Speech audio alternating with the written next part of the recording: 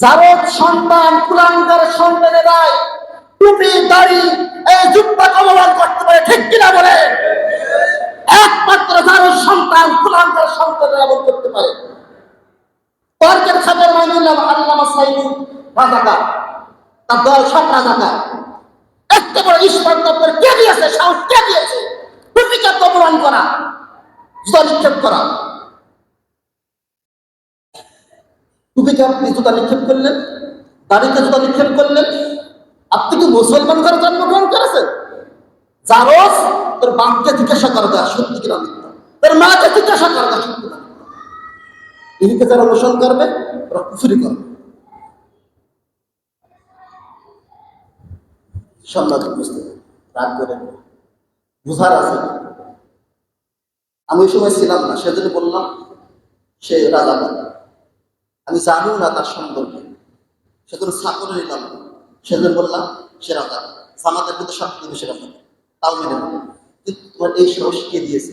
এই পরিচয় কে দিয়েছে? টুকিতে তুমি জুতা মারবা, দাড়িতে তুমি জুতা মারবা, তার কলিজা কাটা হবে, কলিজা কাটা হবে। সাবধান থেকে ইয়াদবের বাচ্চা ইয়াদব, শয়তানের বাচ্চা শয়তান। আর এদেরকে তোমার পক্ষে স্লোগান দিচ্ছে ইমান আছে, ইমান থাকবে তোর।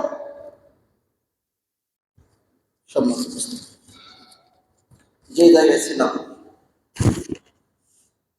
জাহান্নামে যারা যাবে অনেকগুলো কারণের ভিতরে প্রথম যে কারণ আল্লাহ সুবহানাহু ওয়া তাআলা উল্লেখ করেছে, সালাত যারা কায়েম করে নাই, সালাত যারা আদায় করে নাই, তাদেরকে কেমন জাহান্নামে নিক্ষেপ করা হবে সেই কথা আল্লাহ সুবহানাহু ওয়া তাআলা উল্লেখ করেছে। তাদেরকে সাকর নামক জাহান্নামের ভিতরে দেয়া হবে। সেই ঘটনা শুনলাম, সেই কথা শুনলাম। আর সাকর নামক জাহান্নামটা কেমন? ওই জায়গায় যাওয়ার পর তাদেরকে ঝলসিয়ে দেওয়া হবে, চামড়া পোড়ানো হবে, তারা মরবো না, বাঁচবো না।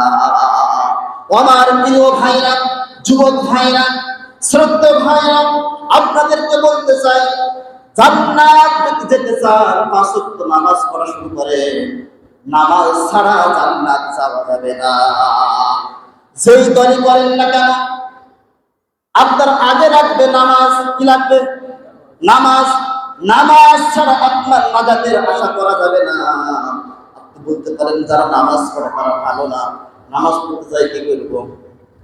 আপনার কপাল নিজে পড়েছিলাম। আপনি যেই দলই করেন না কেন আগে নামাজ পড়তে আসেন, তারপর আল্লাহ তাআলা আপনার আস্তে আস্তে হিদায়াত দেবে, সঠিক পথে সন্তান পাবে, হিদায়াত দেবে। নাজাতের একমাত্র প্রথম যে আপনার ধাপ ওসিলা, সেটা কি? নামাজ। নামাজ পড়াই যাবে। আজকে এই নামাজের ধারাবাহিকভাবে 13তম সপ্তাহ, কততম? 13তম সপ্তাহ আজকে। এভাবে এই বছর নামাজ নিয়ে আলোচনা ছিল, একে আলোচনা করি না। আজকে আলোচনা ছিল যে বেনামাজীদের জাহান্নামের চিত্র কেমন হবে, কোন জাহান্নামে যাবে, সাদা কেমন হবে। এটা ছিল নামাজের আলোচনা। আগামী যে অন্য একটা টপিক ছিল নামাজের অন্য একটা জুস নিয়ে আলোচনা।